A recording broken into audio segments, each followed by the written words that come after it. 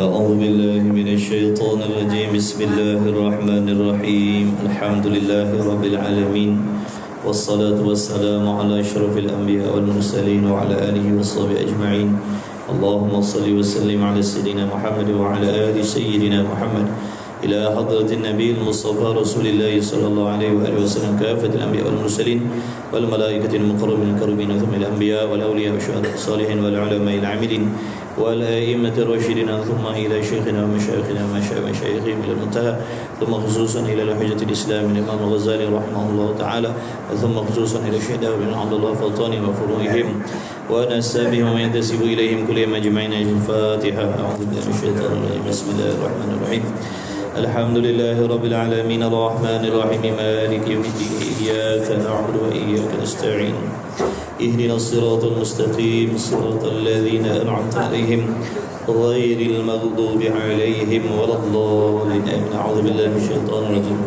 بسم الله الرحمن الرحيم الحمد لله والصلاة والسلام على رسول الله وعلى آله وصحبه أجمعين. سبحانك لا علم لنا إلا ما علمتنا إنك أنت العليم الحكيم. اللهم افتح علينا حكمتك وانشر علينا من خزائن رحمتك يا أرحم الراحمين. ربنا زدنا علما وفهما يا كاشف المشكلات اكشف الحجب عن وجوه هذه المعاني حتى نطلع على خفية هذه المسائل واحفظنا من الخطأ والضلال فأنت موفق كل أمر وأنت علام الغيوب برحمتك يا أرحم الراحمين. وهب لنا يا وهاب علم وحكمة ولرزق يا رزاق كلنا مسهلا وبالخير يا فتاح فافتح لنا يا الله بالهدى بالعلم كلنا يا عليم فضلا. اللهم علمنا ما جهلنا وذكرنا ما نسينا. اللهم اجعل أعمالنا خالصة لوجهك الكريم إنك على كل شيء قدير ولا حول ولا قوة إلا بالله العلي العظيم. وصلى الله على سيدنا محمد وعلى آله وصحبه وبارك وسلم والحمد لله رب العالمين. أما بعد السلام عليكم ورحمة الله وبركاته.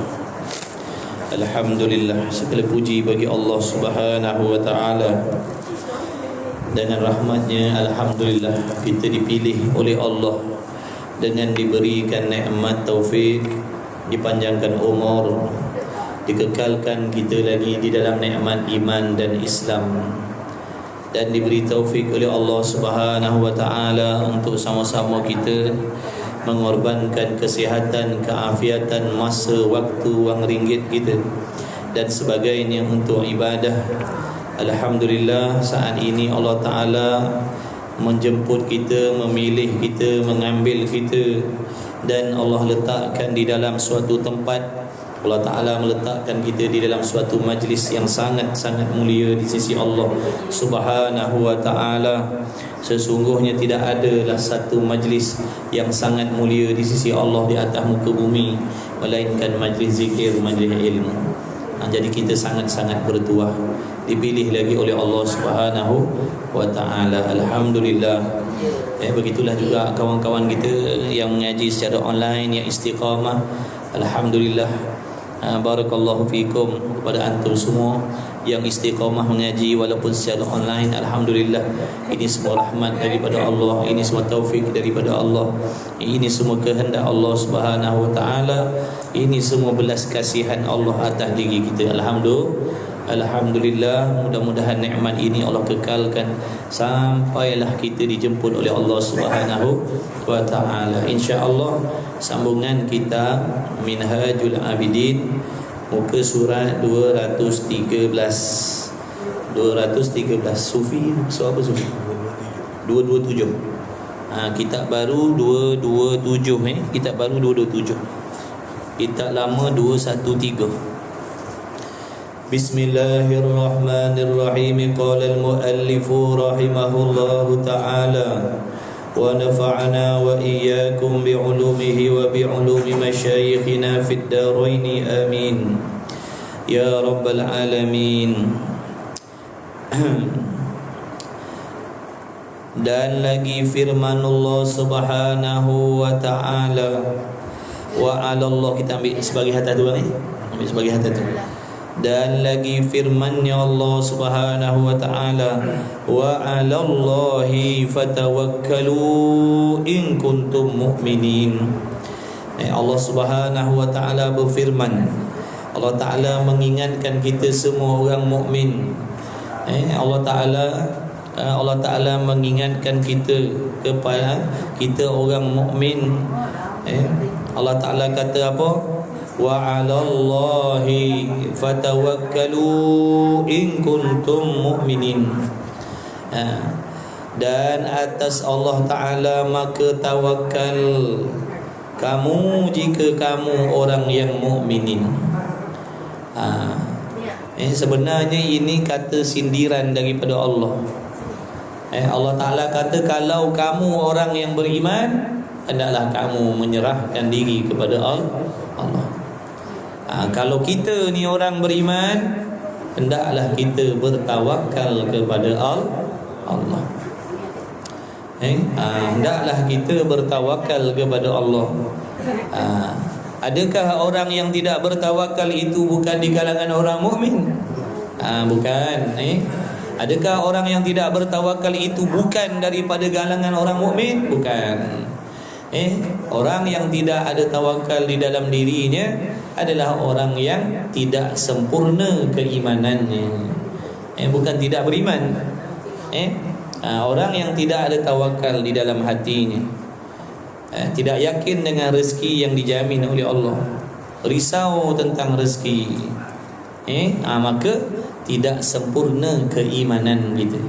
Jadi kalau kita nak menjadi orang yang sempurna iman di sisi Allah, maka wajiblah kita mengusahakan supaya dapat kita memiliki sifat hati yang mulia ni, iaitu sifat tawakal.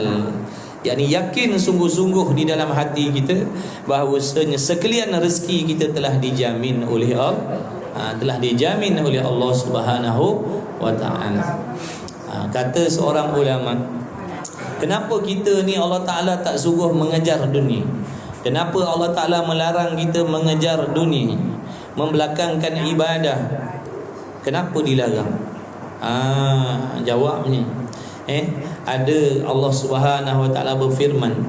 Allah Taala berfirman, Allah Taala memerintahkan kepada dunia, yang lebih kurang maksudnya begini. Allah Taala berfirman kepada dunia, wahai dunia, hendaklah kamu memperhambakan diri kamu kepada orang yang memperhambakan diri kepada aku. Allah Ta'ala perintah dunia.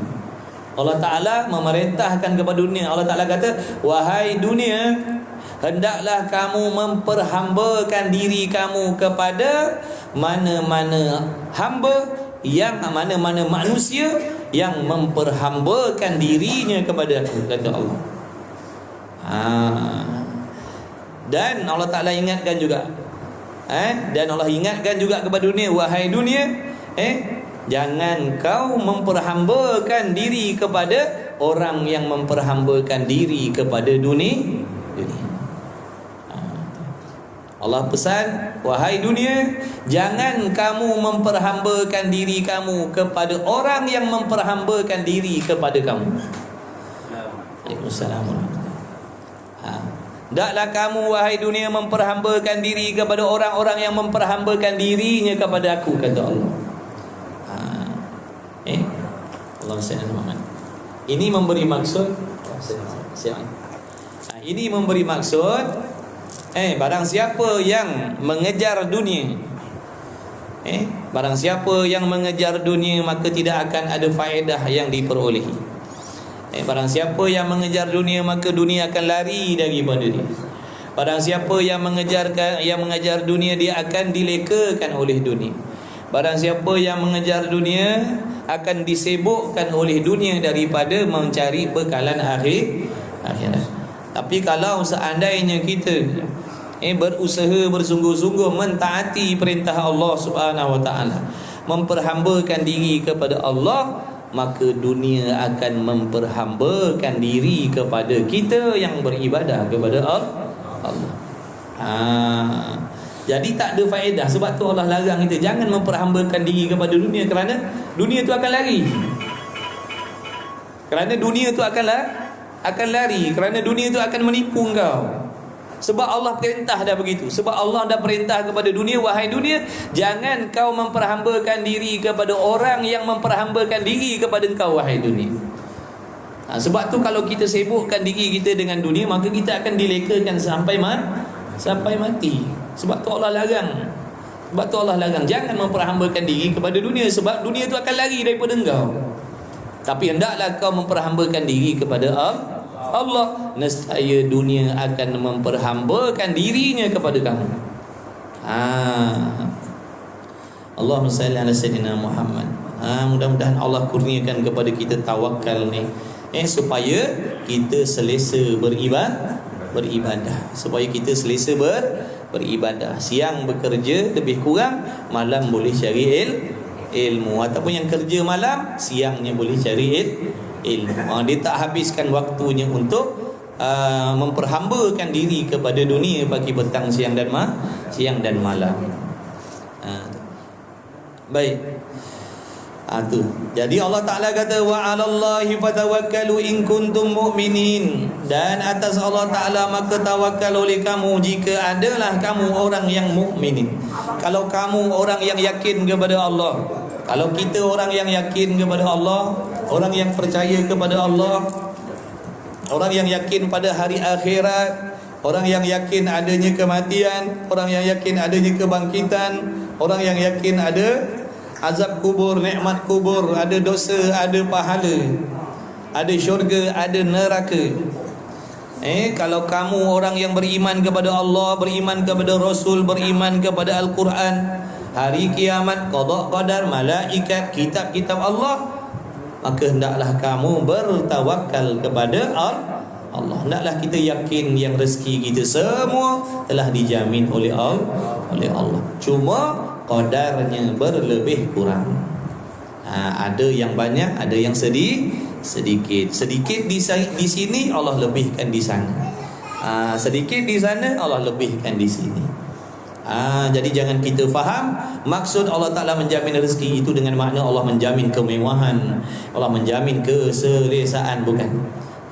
Kadang-kadang kita disempitkan rezeki harta, tapi kita diluaskan rezeki ilmu. Kadang-kadang kita disempitkan rezeki harta, tapi diluaskan rezeki taufik beribadah kepada Allah. Mudah nak beribadah, mudah nak buat apa yang Allah suruh, mudah nak tinggalkan apa yang Allah larang, walaupun duitnya sedikit.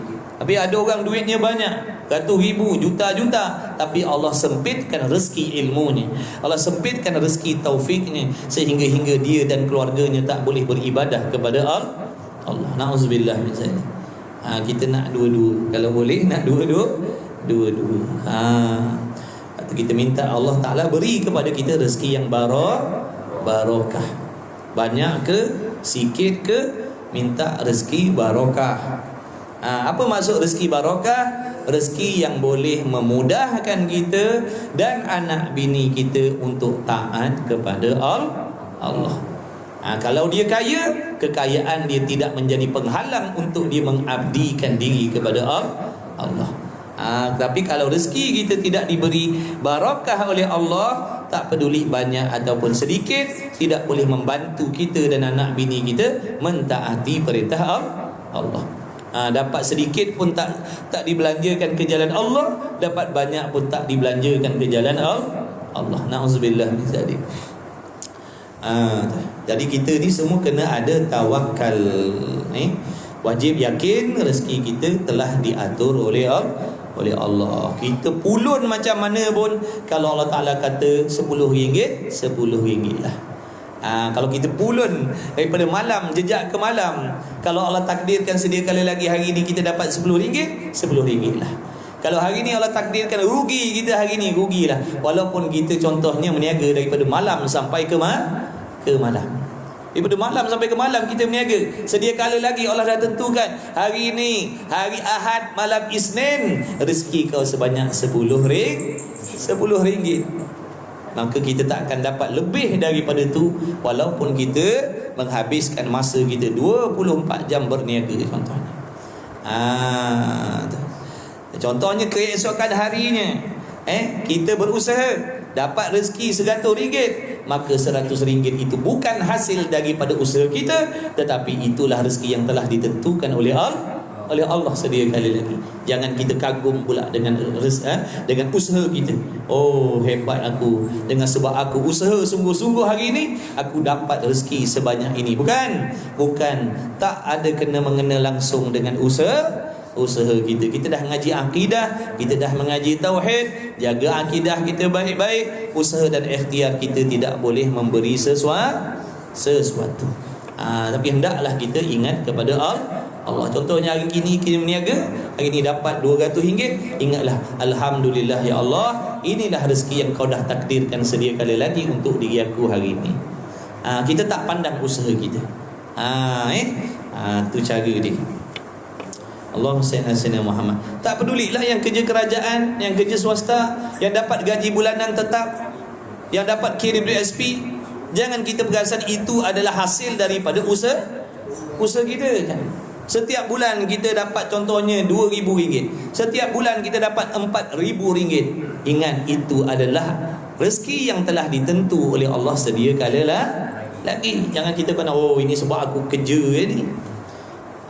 Ni kerja aku lah ni, sebab kerja aku lah ni, sebab majikan lah ni yang bagi aku RM4,000 sebulan ni. Dah, itu adalah kehendak Allah sedia kali lagi bagi diri kita. Begitulah wang simpanan kita sekian banyak, 200,000, 500,000, 1 juta, bukan terkesan dengan usaha kita, tetapi itulah rezeki yang telah dibahagikan oleh Allah untuk kita sedia kali lagi. Jadi jangan kita pernah perasan apa yang kita perolehi ini adalah terhasil daripada usaha kita. Jangan. Kita bukan Mu'tazilah Qadariyah. Kita bukan Mu'tazilah Qadariyah. Orang yang beriktikad usaha hamba boleh memberi sesuatu. Bukan. Kita tidak. Allahumma salli ala sayyidina Muhammad. Hati-hati. Banyak manusia yang syirik kepada Allah masalah rezeki ini. Banyak manusia yang jatuh syirik kepada Allah dengan sebab mereka yakin bahawasanya kekayaan, kesenangan, kemewahan yang mereka perolehi itu adalah hasil terkesan daripada ilmunya, kepandaiannya, kepakarannya, usaha ikhtiarnya, perniagaannya dan sebagainya. Dia tak memandang itu adalah daripada Allah. Hati-hati, nanti jadi syirik, menduakan Allah. Menduakan Allah pada pihak mana tu? Menduakan Allah pada pihak perbuatan. Menduakan Allah pada pihak perbuatan. Tidak ada suatu perbuatan yang lain yang boleh memberi kesan baik ataupun yang tidak baik kecuali perbuatan Allah. Kita bekerja tu makna perbuatan kita, usaha dan ikhtiar kita. Usaha ikhtiar kita tak boleh memberi kesan, walaupun nak menambahkan 1 sen, tak boleh. Yang merugikan Allah, yang menguntungkan juga Allah. Sebab tu apa-apa pun hati kita kena terus pergi kepada Allah. Hari ni kita berniaga dapat RM5,000. Ya Allah, alhamdulillah ya Allah, rezeki yang kau bagi. Hari ni berniaga rugi. Sabar. Mesti ada hikmah di sebalik kerugian yang Allah takdirkan atas diri kita. Jadi apa-apa pun hati kita kena terus pergi kepada Allah. Tidak berlaku sesuatu perkara buruk dan baik, melainkan perkara itu telah diatur oleh Allah. Itu akidah kita. Masuk dalam kata beriman dengan qada dan qadar. Beriman dengan qada dan qadar bermaksud kita yakin apa sahaja yang berlaku, yang jadi, buruk baik, untung rugi di dalam diri kita dan yang berlaku keliling kelalang alam ni, di dalam alam ini, yang berlaku itu semata-mata dengan kehendak Allah Ta'ala. Allahumma salli ala sayyidina Muhammad. Mudah-mudahan Allah sentiasa ingatkan hati kita demikian. Mudah-mudahan hati kita sentiasa ingat begitu. Kemudian dan lagi firman-Nya Allah Ta'ala, wa tawakkal 'alal 'azizir rahim. Tawakal olehmu atas aziz, yakni yang Tuhan yang bersifat dengan maha keras lagi maha kasih sayang. Allah Ta'ala tu antara sifat dia mengerasi. Allah Ta'ala maha mengerasi. Apa maksud Allah Ta'ala mengerasi?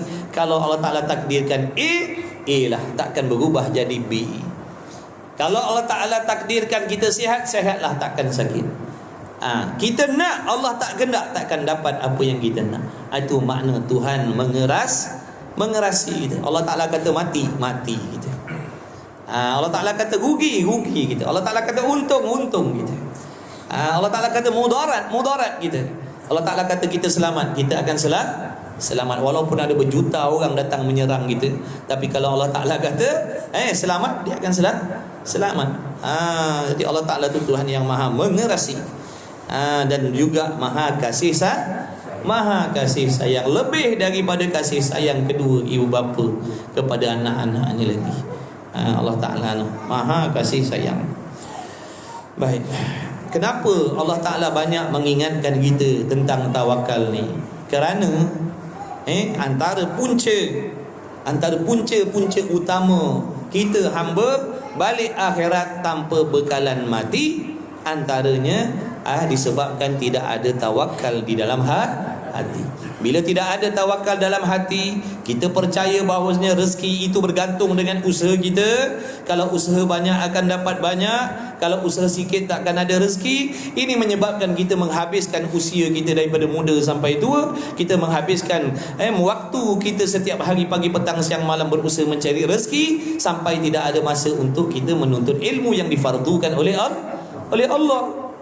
Tak ada masa nak belajar sebab masanya dah habis digunakan untuk bekerja.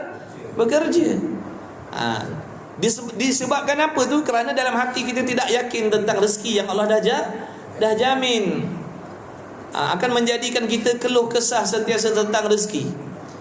Apa yang difikirkan oleh hati, itu yang akan dikerjakan oleh anggota kita. Imam Ghazali kata, Ibn Athaillah Sakandari kata, apa yang dibimbangkan oleh hati, maka itulah yang akan dikerjakan oleh anggota. Kalau kita bimbang tentang rezeki, maka anggota kita akan sibuk mencari rezeki. Allah tidak menjadikan dua hati di dalam satu tubuh. Allah Ta'ala tidak menjadikan dua hati di dalam satu tubuh. Apabila hati kita yang satu ini menghadap kepada Allah, maka tubuhnya akan sibuk mengabdikan diri kepada Allah. Apabila hati kita tu berkiblatkan kepada dunia, maka tubuhnya pun akan sibuk berusaha mencari dunia. Kata ulama, apa yang kita cinta tu akan menjadikan kita menghadap kepada dia. Apa yang kita cintakan dalam hati, itu yang menjadikan kita akan menghadap kepada dia. Kita akan mengabdikan diri kita kepada apa yang kita cinta. Kata dalam kitab sana, apa yang kita cinta, kita akan abdikan diri kepada dia. Kita sanggup buat apa saja kerana apa yang kita cinta. Kalau kita cintakan harta, kita akan sanggup buat apa saja demi harta. Kalau kita cinta kepada suami, kita akan sanggup buat apa saja demi suami. Kalau kita cinta kepada isteri, kita akan sanggup buat apa saja untuk isteri. Dah memang begitu dah. Sebab tu orang yang cinta kepada Allah, dia akan sanggup buat apa saja kerana Allah. Sebab cintanya kepada Allah. Kalau cintanya kepada akhirat, dia akan sanggup buat apa saja demi akhirat. Penat pun penatlah, lelah pun lelahlah. Sebab cintanya kepada akhirat, cintanya kepada ibadah. Mudah-mudahan Allah merezekikan kepada kita cinta kepada Allah, cinta kepada akhirat, cinta kepada ilmu, cinta kepada ibadah, cinta kepada Rasul sallallahu alaihi wasallam. Amin ya rabbal alamin. Mudah-mudahan apabila ada cinta kita kepada perkara-perkara tersebut, maka anggota kita pun akan sibuk mengabdikan diri kepada apa yang kita cinta, iaitu kepada Allah, kepada akhirat. Itu kata ulama, bukan kata saya. Itu kata orang soleh, itu kata aulia, wali-waliullah. Dia kata begitu. Kita akan mengabdikan diri kepada apa yang kita cinta. Dah tu tak boleh ke nak cinta kepada anak isteri kita? Timbul pula soalan. Dah kalau macam tu tak boleh ke kita nak cinta kepada anak bini kita? Macam mana tu? Boleh cinta kepada anak bini kita. Dengan sebab cinta kepada anak bini tadi, kita akan mendekatkan mereka kepada Allah. Kita cinta kepada anak bini kita. Kenapa? Kita boleh bagi bimbingan kepada mereka, nasihat kepada mereka, memberi agama kepada mereka. Itu cinta yang macam tu dibenarkan. Itu tanda cintanya kepada Allah. Sebab Allah suruh gitu. Kalau betul kita cinta kepada anak isteri kita, cinta yang macam mana yang dibenarkan? Allah Ta'ala suruh kita contohnya sebagai suami, memberi nafkah yang halal serta memberi ilmu agama kepada anak bini kita, menjaga keselamatan mereka, memberi kasih sayang kepada mereka, jangan menzalimi mereka. Jadi apabila kita buat sedemikian, itulah tanda cinta kita kepada Allah. Yang isteri pula, kalau begitu tak bolehlah dia nak cinta kepada suami dia. Boleh, dengan makna bagaimana? Isteri yang cinta kepada suami, cinta kepada suami dengan mana dia taat kepada suaminya. Taat kepada suaminya selagi perintah suaminya itu halal, selagi perintah suaminya itu tidak melanggar syariat, dia khidmat pada suaminya. Itulah tanda cinta isteri tadi kepada Allah. Kerana Allah perintahkan kepada dia sebagai seorang isteri berbuat taat kepada suami. Itu tanda cinta yang dibenarkan oleh Allah. Itu sebenarnya tanda cintanya kepada Allah. Dia berkhidmat kepada suami pagi, petang, siang, malam, mengenepikan perasaannya, mengenepikan penat lelahnya, tidak mengeluh, ikhlas. Maka itu tanda cinta isteri kepada Allah.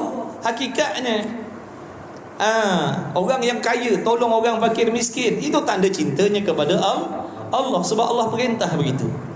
Allah perintah begitu.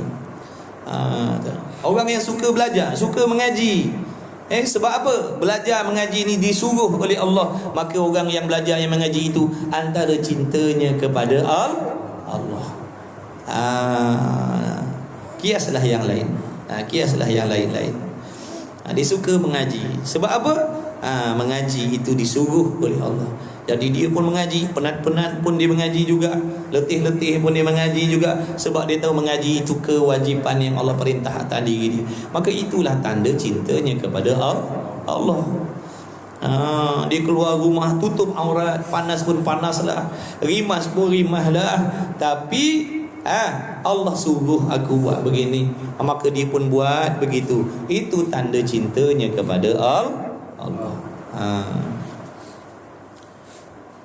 Maka orang yang tiada iktibarkan firman-Nya Allah dan tiada memadai dengan janjinya Allah dan tiada tetap dengan dhamannya. Dhaman ni makna jaminan Allah.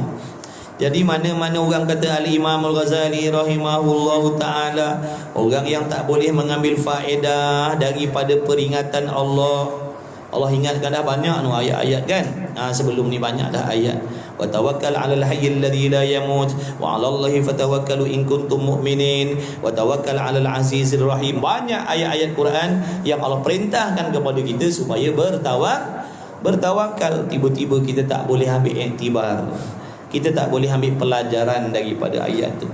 Kita tak dapat mengambil faedah daripada ingatan-ingatan Allah tentang tawakal tadi. Maka kata Al-Imam Al-Ghazali rahimahullahu ta'ala, maka orang yang tiada iktibarkan firman-Nya Allah dan tiada memadai dengan janjinya Allah dan tiada tetap dengan dhamannya, makna hatinya tak kuat dengan apa yang dijamin oleh Allah, dan tiada memadai dengan bahagian yang telah ditentukan oleh Allah, kemudian tiada hiraukan dengan suruhnya Allah, dia tak menghiraukan apa yang Allah suruh, dan janji kebajikannya, dia tidak yakin dengan janji kebajikan daripada Allah Subhanahu wa ta'ala, dan wa'idnya, yakni janji menakutkan dia. Dia tak hiraukan dengan janji-janji azab daripada Allah. Wa'idun tu namanya janji azab. Kalau wa'ad, janji baik.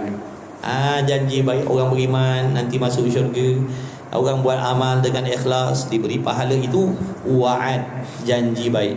Kalau wa'id, janji azab, janji susah, janji azab.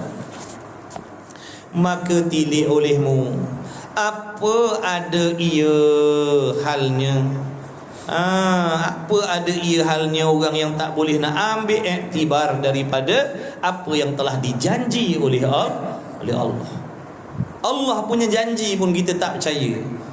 Kalau orang sesama kita ni ada lagi jalan, Kalau saya berjanji, tuan-tuan tak percaya, tak ada masalah lagi. Sebab saya ni manusia, tidak mustahil bohong. Harus pembohong. Betul tak? Tapi ini yang menjanjikan ini Allah, yang maha suci dari sebarang jenis sifat kekurangan. Bohong, tipu, putar belit, itu mustahil bagi Allah. Tiba-tiba Tuhan yang maha suci daripada pembohongan ni berfirman kepada kita, pun kita tak percaya juga. Apa ada halnya? Macam mana keadaan kita sampai macam tu sekali? Allah yang jamin, Allah yang memberi jaminan. Dan apa bala yang datang daripada ini? Ini satu bala maknanya. Bala maknanya kalau kita ni tak boleh ambil faedah daripada apa yang Allah jaminkan, apa yang Allah janjikan, itu satu bala bagi diri kita. Na'udzubillah. Kalau kita tak yakin dengan apa yang Allah janji, ini satu bala bagi diri kita. Bala bagi diri kita, yang mencelakakan kita. Na'udzubillah. Dan inilah demi Allah bala yang amat sangat. Makna bila dah jaminan Allah kita dah tak percaya, ini bala yang sangat dahsyat, kata Imam Ghazali. Maka adalah kita ini di dalam lalai yang amat besar. Adalah kita ni kalau tidak ada tawakal, kalau kita tidak yakin dengan jaminan rezeki daripada Allah, sesungguhnya kita ni dah termasuk dalam golongan apa? Orang yang lalai yang amat besar. Makna bukan kecil-kecil lalai kita tu. Lalai yang sangat besar. Lalai yang mengundang bahaya. Bayangkan tadi, saya tak yakin rezeki daripada Allah. Saya yakin rezeki itu daripada usaha saya sendiri. Maka saya pun berusaha pagi petang siang malam, pagi petang siang malam, pagi petang siang malam. Allah suruh semayang, saya tak ada masa nak semayang. Allah suruh saya belajar agama supaya amalan saya betul, saya tak ada masa nak belajar agama. Saya pulun pagi petang siang malam, sebab saya yakin rezeki itu datang daripada usaha saya sendiri. Maka apa akibatnya? Dengan sebab kelalaian saya tadi, akibatnya apa? Nanti amalan saya tidak diterima oleh Allah. Tidak akan ada bekalan akhirat untuk diri saya. Tidak akan ada bekalan akhirat untuk diri saya. Tak ada bekalan. Allah tak terima amalan saya, sebab saya beramal tanpa ada pengetahuan. Sebab saya beramal ibadat tidak mengikut perintah Allah. Allah suruh buat baik begini, saya buat baik begitu. Nak buat baik ada syarat rukunnya. Saya buat baik, saya langgar undang-undang. Jadi macam mana Allah nak terima amalan saya walaupun saya buat baik? Contohnya, saya buat baik tapi dalam hati saya tidak ada keikhlasan. Saya buat baik tapi mengharapkan pujian makhluk. Saya buat baik tapi mengharapkan balasan daripada makhluk. Saya buat baik tapi mengharapkan penghargaan daripada makhluk. Ini semua contoh-contoh perkara yang membinasakan amalan saya. Ataupun saya ujub dengan kebaikan yang saya buat. Saya kagum, tak sangkanya aku ni boleh buat baik, tak sangkanya aku ni boleh banyak semayang, tak sangka aku ni boleh banyak mengajar, tak sangkanya aku boleh berqiyamul lail di tengah malam, tak sangkanya aku boleh berpuasa di siang hari. Tak sangka, makna ujub, kagum dengan diri sendiri. Ini semua benda yang menghapuskan ibadah. Tapi oleh kerana saya tidak ada ilmu, saya tak tahu dan saya tak sedar, ada penyakit hati yang membinasakan amalan saya. Saya tak sedar. Saya terus beribadat begitu. Sambil ibadat sambil ujub, sambil ibadat sambil riak, sambil ibadat sambil langgar pantang. Perasaan saya dah banyak amal. Perasaan saya dah banyak kebajikan. Rupa-rupa hakikatnya dosa yang saya buat, bukan ibadah. Itu yang dimaksudkan dengan kelalaian yang sangat besar tadi tu. Lalai, kita leka, kita lupa kita. Yang sebenarnya kita belum lagi ada persiapan mati, sedangkan kematian dah dekat dengan diri kita. Kita berasa relax dah, banyak dah amal. Rupa-rupanya tak ada lagi. Mati nak besok nak mati dah. Sebab tu jangan lengah-lengah, jangan tangguh-tangguh. Mari kita belajar, mari kita mengaji. Mudah-mudahan dengan belajar, dengan mengaji, Allah memberi kita petunjuk Petunjuk supaya kita nampak perjalanan ibadah kita betul ataupun salah. Kalau nampak salah, kalau Allah tunjukkan kesilapan, cepat-cepat perbaiki. Daripada kita tahu ibadat kita salah selepas daripada mati, itu tak ada faedah dah. Tidak ada faedah kalau selepas mati baru kita tahu amalan kita ditolak oleh Allah. Tidak ada faedah kalau selepas mati baru kita tahu amalan kita salah, tidak diterima oleh Allah. Tapi kalau sekarang waktu kita hidup, kita belajar, kita mengaji, satu persatu kesilapan dan kesalahan kita ditunjukkan oleh Allah. Ini suatu nikmat, ini suatu rahmat daripada Allah, tanda-tanda Allah nak menyelamatkan kita daripada kerugian di hari kiamat besok. Jadi bila kita nampak silap kita, insya-Allah akan ada usaha nak baiki. Tapi kalau kita tak nampak silap kita terus jalan begitu, terus beribadat begitu, rupa-rupanya salah. Sebab tu bala, na'udzubillah, bala yang sangat-sangat besar. Belajarlah.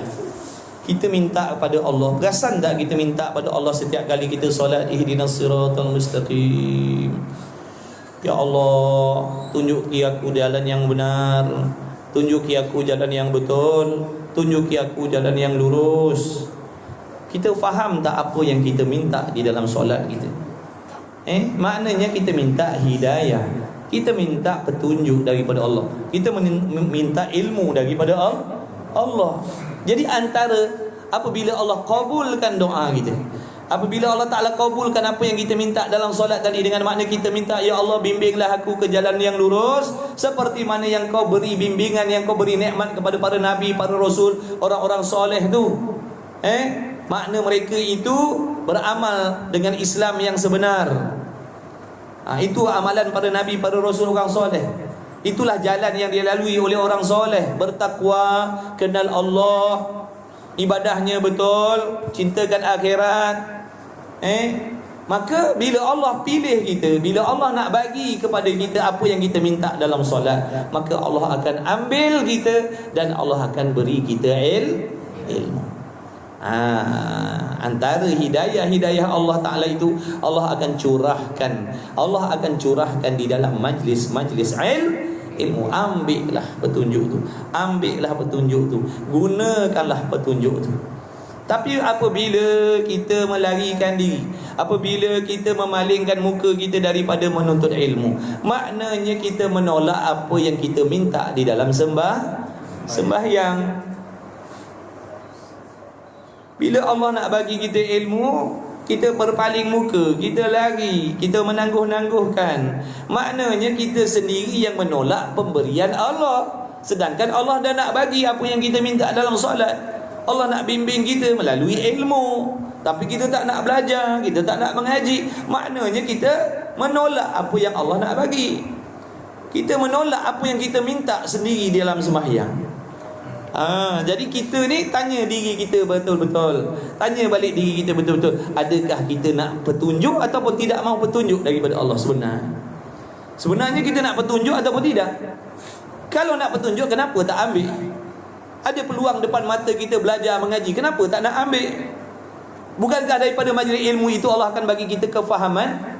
Bukankah daripada majlis ilmu itu kita akan tahu syarat rukun nak buat ibadat, pantang larang dalam nak buat ibadat, apa yang mengesahkan, apa yang membatalkan, apa yang mencelakakan, apa yang menguntungkan, apa yang merugikan. Jadi bila kita berpaling diri kita daripada majlis ilmu, maknanya kita tidak mahu ditunjuk oleh Allah. Jadi kalau betul-betul kita tak nak ditunjuk oleh Allah, langkau dalam solat nanti waktu baca Fatihah, langkau ayat tu, jangan minta kepada Allah. Boleh tak? Sampai ayat tu kita langkau, sebab kita tak nak petunjuk. Jangan baca ihdinas siratal mustaqim, jangan baca, langkau. Tak boleh, tak sah Fatihah kita, tak sah sembahyang. Makna wajib juga kena baca ihdinas siratal mustaqim. Apa maksudnya bila kita ni diwajibkan juga baca ihdinas siratal mustaqim? Tak boleh kurang ayat Fatihah tu, mesti kena baca ayat tu. Maknanya apa? Mau tak mau, suka kalau tak suka tak suka, sibuk tak sibuk, kau kena ambil petunjuk daripada Allah. Mau tak mau, mau tak mau kena ambil petunjuk daripada Allah. Mau tak mau kena mengaji. Tu. Aku mau tak mau kena mengaji. Sebab kita dipaksa oleh Allah dalam solat kena baca. Tak baca tak sah sembahyang. Tak baca tak sah sembahyang. Alhamdulillahirabbil alamin arrahmanir rahim maliki yaumiddin iyyaka na'budu wa iyyaka nasta'in waladdallin. Ihdina jangan baca, langkau terus. Orang tanya sebab apa? Aku tak nak petunjuk. Aku tak nak petunjuk, sebab tu aku langkau. Orang yang baca ayat ni orang yang nak petunjuk, yang nak ditunjuk oleh Allah. Tu. Jadi sebab tu kita kena faham apa yang kita baca dalam solat. Itu antara ni. Kita minta ihdinas siratal mustaqim. Dengan pun penuh khusyuk hati, ihdinas siratal mustaqim. Bimbinglah aku zahir dan batin ya Allah. Bimbinglah zahir dan batin aku ya Allah, seperti mana yang kau beri bimbingan pada Nabi Rasul. Bagaimana kau bimbing zahir mereka itu dengan Islam, batin mereka itu dengan Islam, kau bimbing aku juga begitu. Aku nak begitu juga ya Allah. Seperti mana yang kau bagi pada Nabi, pada Rasul, pada kekasih-kekasih kau, aku nak macam tu juga ya Allah. Kau jangan bimbing aku ke jalan yang lain. Kau jangan sesatkan aku ya Allah. Ghairil maghdubi alaihim waladdallin, amin. Jangan kau sesatkan aku ya Allah.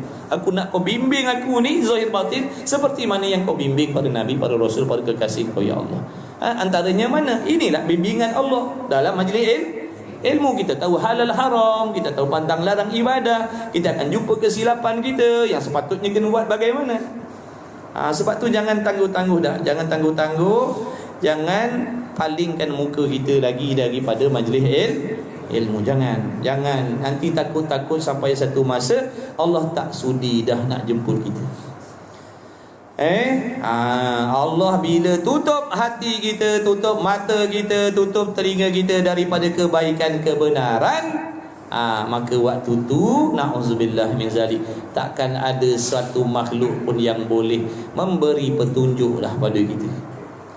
Takkan sampai dah satu peringatan dan nasihat kepada telinga dan hati kita apabila Allah Ta'ala tak sudi dah.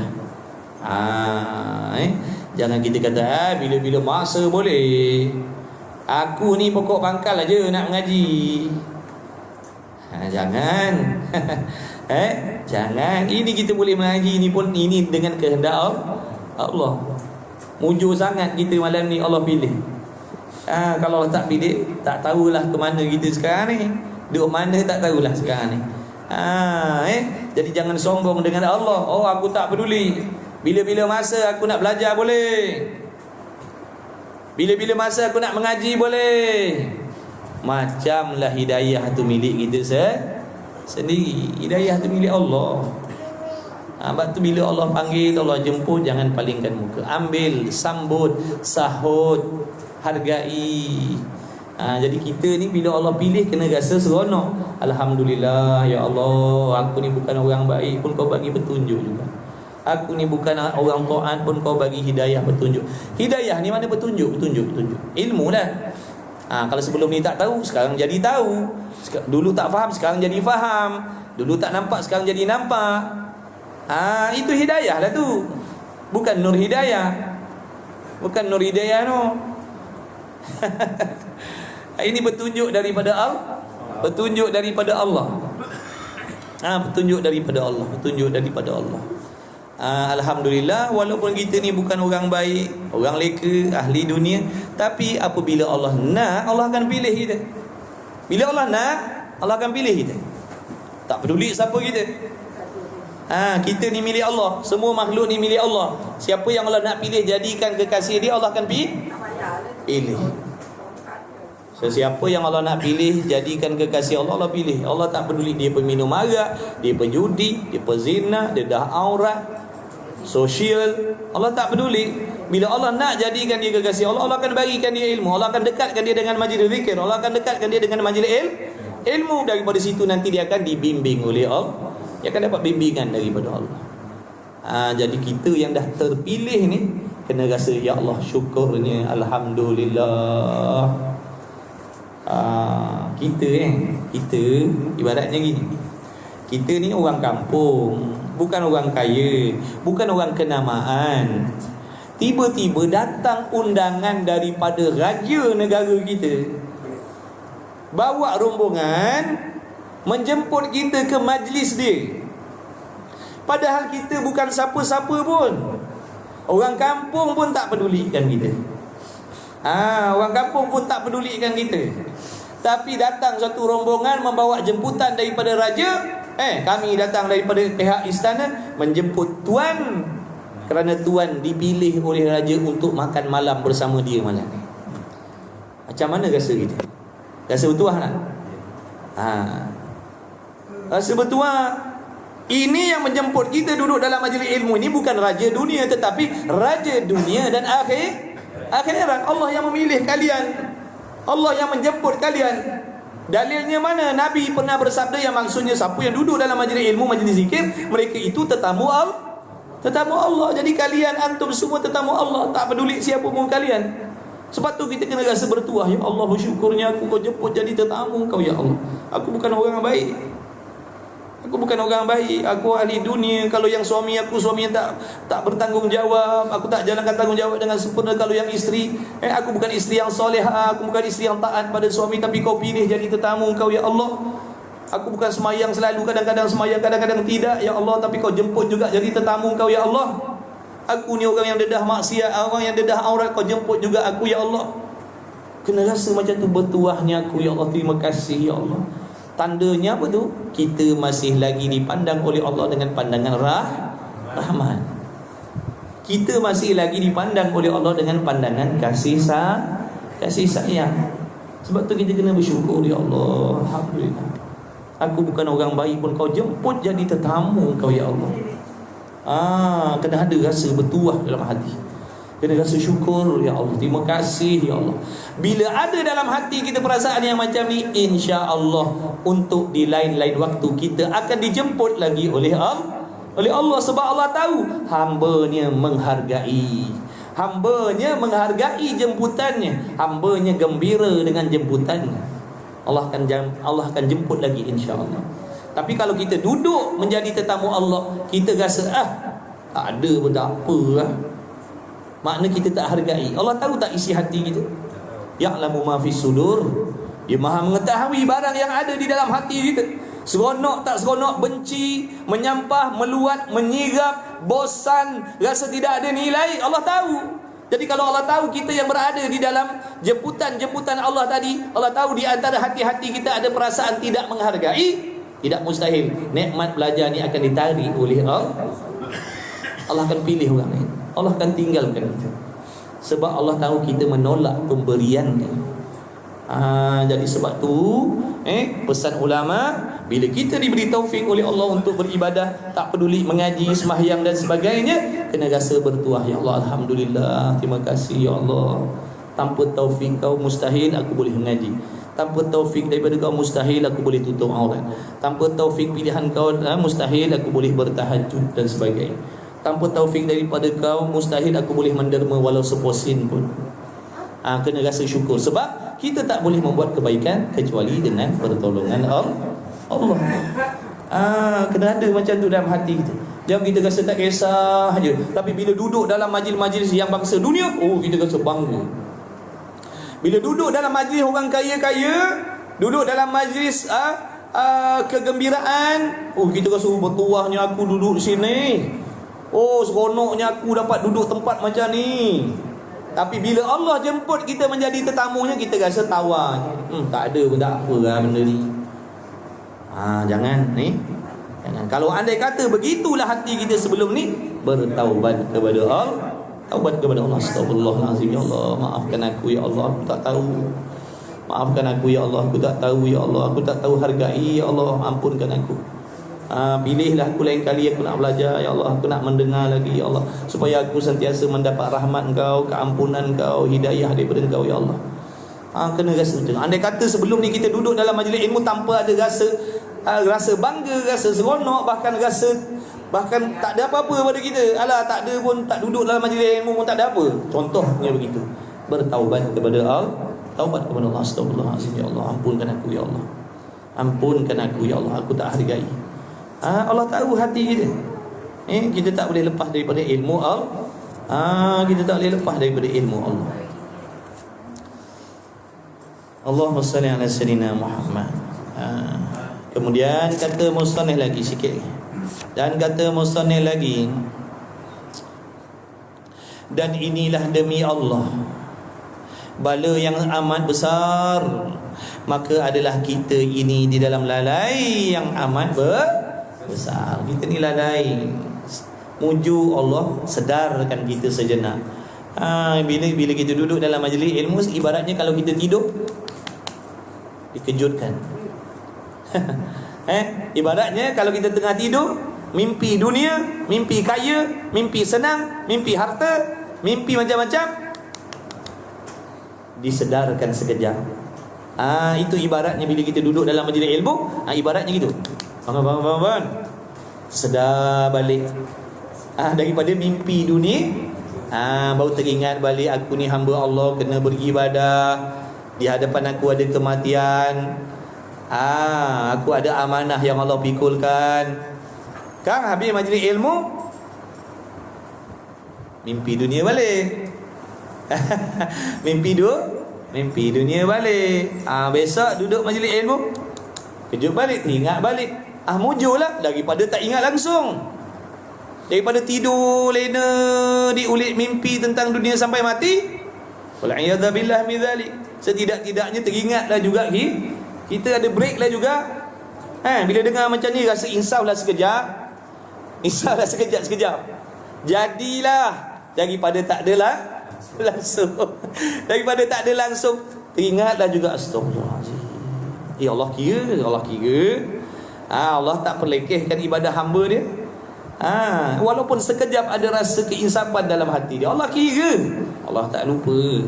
Allah kira, Allah ambil semua. Allah tak lupa, Allah tak lalai daripada setiap amal yang kita buat, sekecil apa pun akan dikira oleh Allah. Jadi jangan meremehkan amal yang nampak macam remeh. Kadang-kadang amalan yang nampak macam remeh itu menjadi asbab kita diredai oleh Allah, berbanding dengan amalan yang besar-besar yang kita buat. Kadang-kadang amalan yang besar-besar ni dalam hati ada ujub, nak orang pandang, nak orang tahu. Sebab kita dah banyak korban. Bangun tengah malam, mengantuk, sejuk-sejuk, mandi, basuh muka, semayang dan sebagainya. Ini perlukan pengorbanan yang besar. Bila pengorbanan yang besar, kita harap orang tahu, harap orang hargai. Tapi kadang-kadang bila amalan yang nampak remeh-temeh, tak ada nampak pun pengorbanan yang besar, hati kita betul ikhlas kerana Allah. Tak ada pun perasaan nak orang tahu, tak ada pun perasaan nak orang puji, tak ada pun perasaan nak orang kagum dengan diri kita. Sebab pada kita amalan tu remeh. Amalan yang macam ni kadang-kadang menjadi asbab kita mendapat redha Allah. Berbanding tahajud tadi, berbanding derma ribu-ribu tadi, kadang-kadang timbul riak dalam hati yang menjadikan asbab Allah tak redha dengan kita.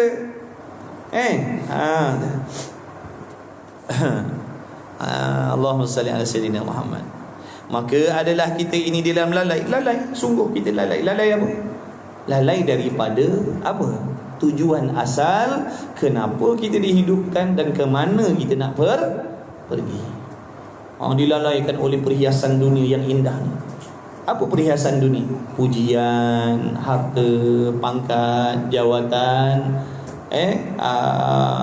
pengikut ramai, nama dikenal. Ini semua perhiasan dunia. Dihormati, disanjungi. Ini perhiasan dunia. Kata ulama, dia buat perbandingan, kita duduk dalam dunia ibaratnya kita sedang berjalan di dalam hutan, yang di dalam hutan ini penuh dengan pokok buah-buahan yang sedap-sedap, yang lazat-lazat. Dan di dalam hutan ni juga ada musuh-musuh daripada harimau yang nanti nak terekam gitu. Jadi kita ni leka dengan buah-buahan tadi. Makan tu sedap. Kita terlupa yang ada haiwan buas yang sedang memerhatikan kita. Mana kita lalai dengan makan tadi, lalai. Orang lain seberang dah, orang lain keluar daripada hutan dah. Kita masih lagi di dalam hutan ni tadi, menikmati buah-buahan tadi. Tak berjalan pun. Orang lain dah lepas dah, orang lain dah selamat dah daripada hutan yang berbahaya tadi. Kita ni duk galik makan seronok, oh sedap apa makan yang ni, makan tu pula, panjat sana panjat sini pula. Tiba-tiba dalam keadaan tak sedap, diterkam belakang kita oleh binatang buas tadi. Matilah kita dalam keadaan tak sempat nak menyelamatkan diri. Kita padahal hutan tu tadi untuk laluan saja, bukan persinggahan situ. Tapi oleh kerana kita lalai di situ tadi, duduk lama, binasa kat dalam tu. Ibaratnya macam ni lah dunia ni. Ini persinggahan. Dunia ni tempat persinggahan. Tapi bila kita leka dengan dunia tadi, leka dengan perhiasan, leka dengan kekayaan, leka dengan kemasyhuran, leka dengan pujian dan sebagainya, tiba-tiba diterkam oleh kematian tadi. Tak ada pun persiapan yang kita dapat bawa balik. Diterkam dengan seronok-seronok dengan nikmat perhiasan dunia tadi, diterkam oleh kematian. Itu perumpamaan yang ulama buat supaya kita mudah faham.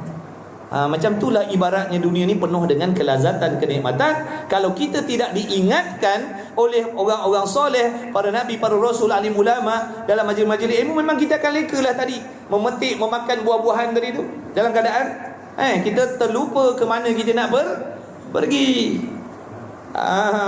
Sedang mati dah kita. Sedang seronok makan-makan tadi, mati dah. Na'udzubillah min zalik.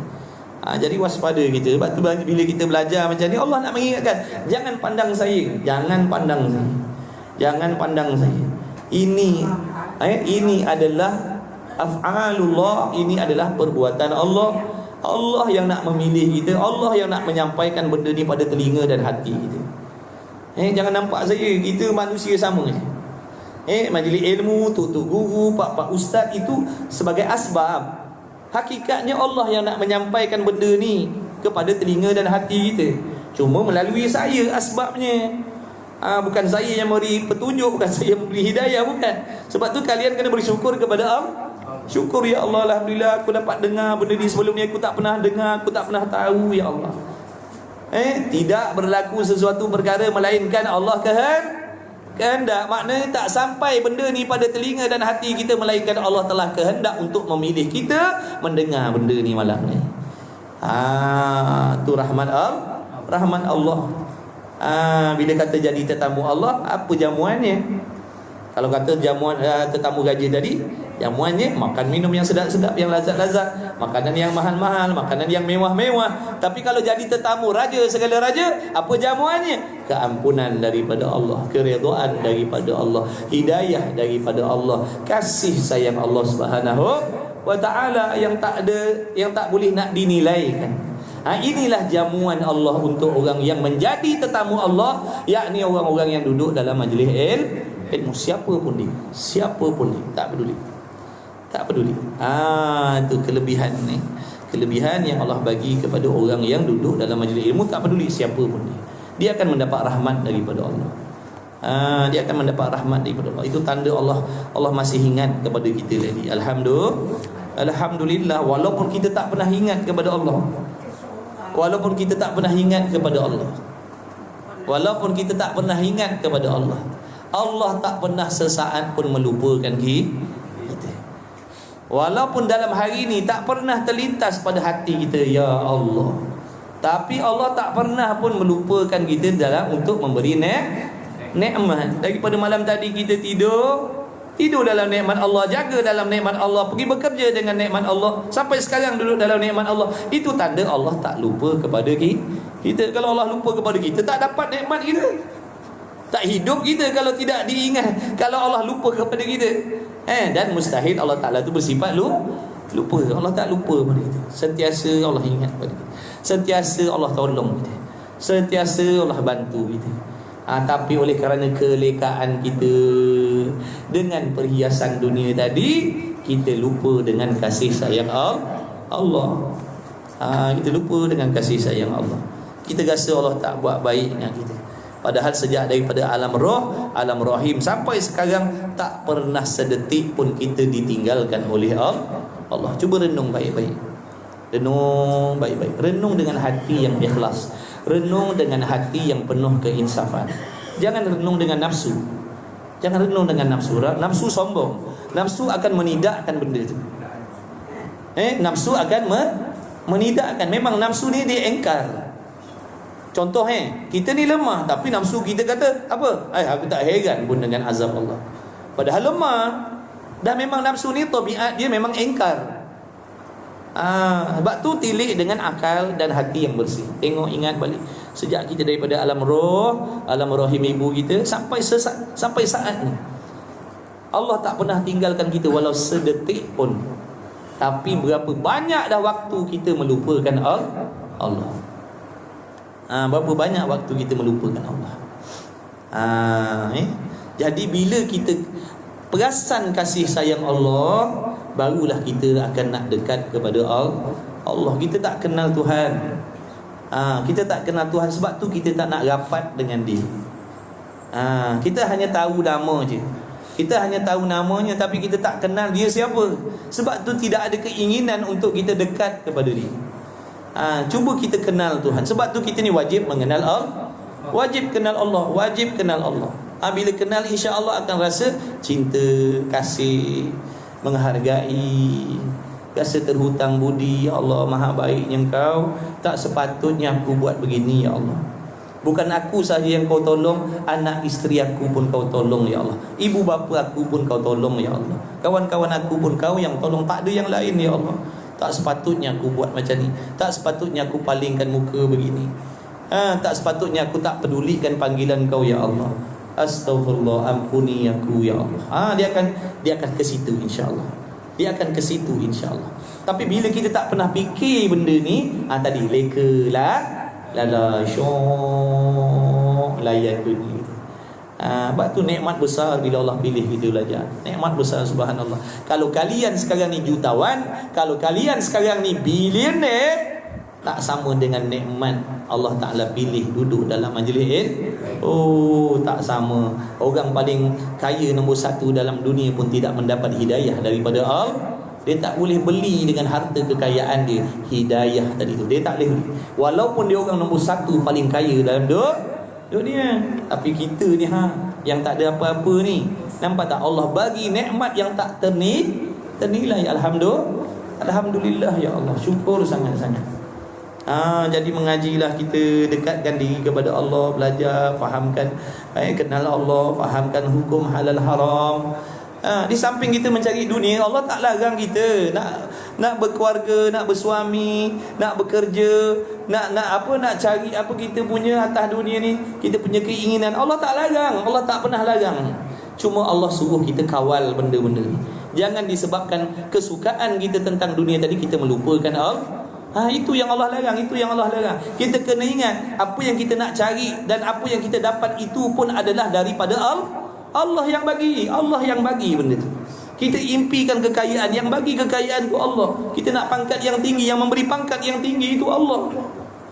Jadi memang kita ni sangat-sangat terhutang budi kepada Allah. Kalau kita nak mengerti, kita akan nampak betapa besarnya kebaikan Allah pada diri kita. InsyaAllah renung dengan hati yang bersih. Ya Allah, rendahkan diri kita. Buang keegoan kita. Ya Allah, aku mengaku aku bersalah. Selama ni memang aku tak pedulikan pun apa yang Kau suruh. InsyaAllah Allah sangat redha hamba yang macam ni. Allah sangat kasih kepada hamba yang macam ni. Yang sedar kelekaannya, yang mengaku kelekaannya dan meminta ampun kepada Allah. Allah sangat redha dengan hamba yang macam ni. Allah sangat kasih kepada hamba yang lalai dan ingat dan sedar dirinya dan mengaku bersalah di hadapan Allah, daripada kita yang beribadat tapi hatinya melupakan Allah. Daripada kita yang ibadat tapi rasa mulia, rasa baik, rasa tak perlukan Tuhan, ini lagi dibenci oleh Allah. Allahumma salli ala sayyidina Muhammad.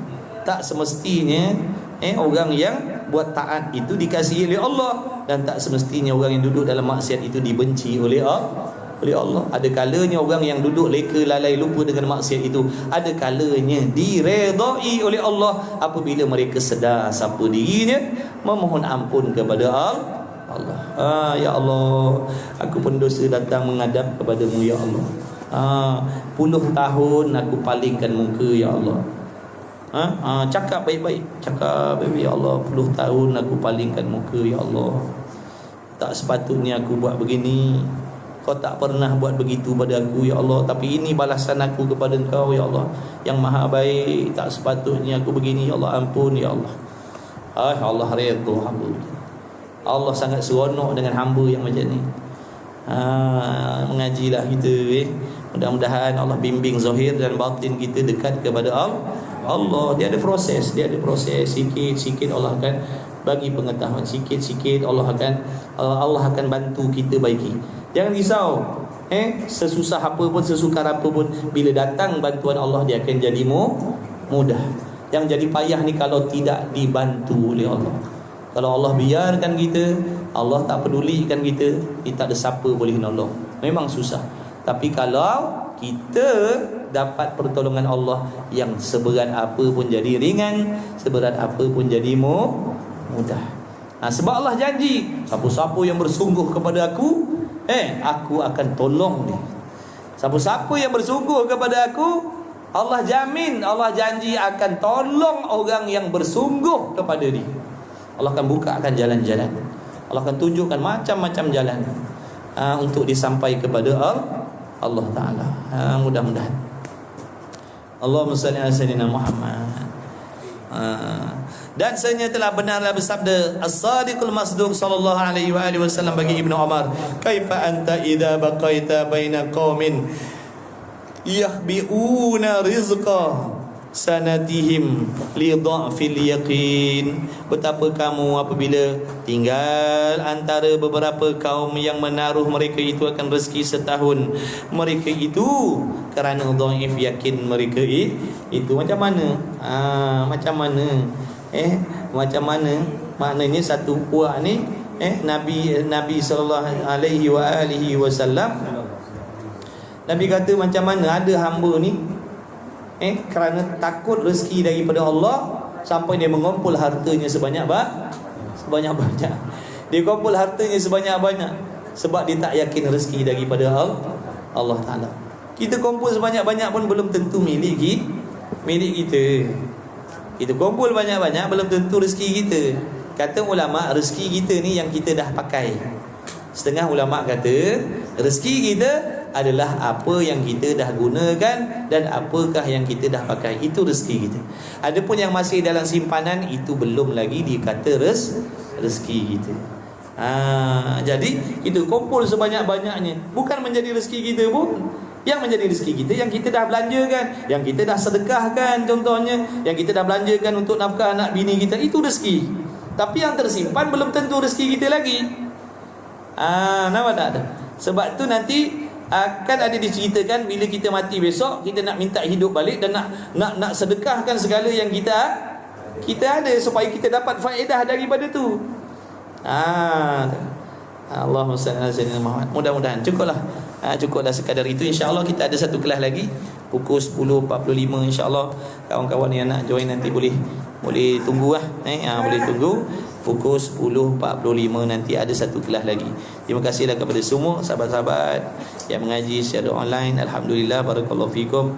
Dan yang bertalaqi di sini, mudah-mudahan asbab kita duduk dalam majlis ilmu ni, kita semua dosa-dosa kita, ibu bapa kita, ibu bapa mertua kita, ahli keluarga kita, anak isteri, suami kita, semuanya, kawan-kawan kita, kenalan kita semuanya, yang baru yang lama, tak peduli siapa pun, mudah-mudahan mendapat rahmat dan redha Allah, mendapat keampunan daripada Allah Subhanahu wa taala. Mudah-mudahan kita sentiasa dipilih oleh Allah, dijemput oleh Allah, duduk di dalam majlis-majlis yang sebegini, supaya hati kita tidak terus leka, lupa, lalai daripada tujuan dan maksud kita dihidupkan oleh Allah. Alhamdulillah ala kulli halin. Lebih kurang saya minta ampun maaf banyak-banyak. La haula wala quwata illa billahil aliyil azim. Insyaallah bihaulihi wa biquwwatihi pukul 10.45 tu boleh standby lah. InsyaAllah nanti kita jumpa lagi, insyaAllah. Bismillahirrahmanirrahim. Alhamdulillahirabbil alamin, wassalatu wassalamu ala rasulillah. Allahumma rabbana fa'na bima 'allamtana, rabbana 'allimna alladhi yanfa'una, rabbana faqih ahlana wa qurrabati lana fi dinina ma'al kutri wa sallallahu ala sayyidina Muhammad. Walhamdulillahirabbil alamin. Taqabbalallahu minni wa minkum wa minkum taqabbal ya karim. La haula wala quwwata illa billah. Alhamdulillah, jazakallah. Mana kawan-kawan yang nak join grup kelas pengajian secara percuma, boleh tu, boleh baca komen tu. Baca komen tu. Allahumma salli ala Muhammad, boleh join grup, join grup kelas pengajian. Nanti bila-bila kalian nak ikut boleh. Jadual kelas, jadual kitab, kalian boleh tahu nanti dalam grup. Boleh masuk grup. Percuma, tak ada bayaran apa-apa pun. Tak ada bayaran yuran bulanan, yuran harian, tak ada. Tak ada bayaran yuran. Boleh belajar sama-sama, insya-Allah. Kongsikan apa yang ada sekadar, insya-Allah muzakarah. Kita bukan tok guru, kita bukan pak ustaz, kita orang biasa saja. Tapi kongsi-kongsikanlah, mudah-mudahan ada kebaikan, ada manfaat, insya-Allah. Jadi siapa yang nak join kelas, nak join grup supaya tahu jadual-jadual kelas, boleh masuk grup. Caranya tu, baca komen tu. Sila klik link, tekan gambar tu 2 kali. Alhamdulillah, kita dah sampai. Alhamdulillah, syukur alhamdulillah. Alhamdulillah, selamat belajar, selamat mengaji. Yang order kita dah sampai, alhamdulillah. Nanti boleh datang balik, insya-Allah. Insya-Allah. Oh, malam ni di Ching. Sorry. Dan malam ni Ching. Nasi baik tak pergi padang temu. Kan pergi rumah gelap. Pergi padang temu kan rumah gelap. Kat Ching malam ni. Malam ni kat Ching. Okey. Jumpa lagi lah, insya-Allah. Siapa nak join grup, boleh tu. Klik profil Susuraya tu, tekan gambar di 2 kali. Tekan gambar profil di 2 kali, nanti akan keluar link grup. Boleh masuk grup. Percuma je. Kalau kalian tak selesa, kalian boleh keluar. Tak ada masalah. Tak ada pendaftaran apa-apa pun.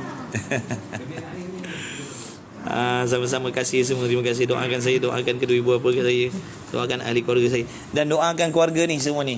Doakan keluarga ni semua ni. Masya-Allah, ni keluarga berkah ni, masya-Allah. Saya tumpang berkah dia orang ni. Orang masya-Allah, tabarakallah. Doakan keluarga ni sihat, afiat, murah rezeki semuanya, insya-Allah. Alhamdulillah, dengan taufik Allah. Dah alhamdulillah, lama dah dia orang buat kelas keluarga ni. Dekat 16 tahun dah, alhamdulillah. Dekat 16 tahun dah kuliah keluarga ni setiap minggu. Masya-Allah, tabarakallah. Doakanlah kita semua, mudah-mudahan Allah bersama. Ini semua nikmat rahmat daripada Allah. Alhamdulillah. Menu apa? Dia orang ni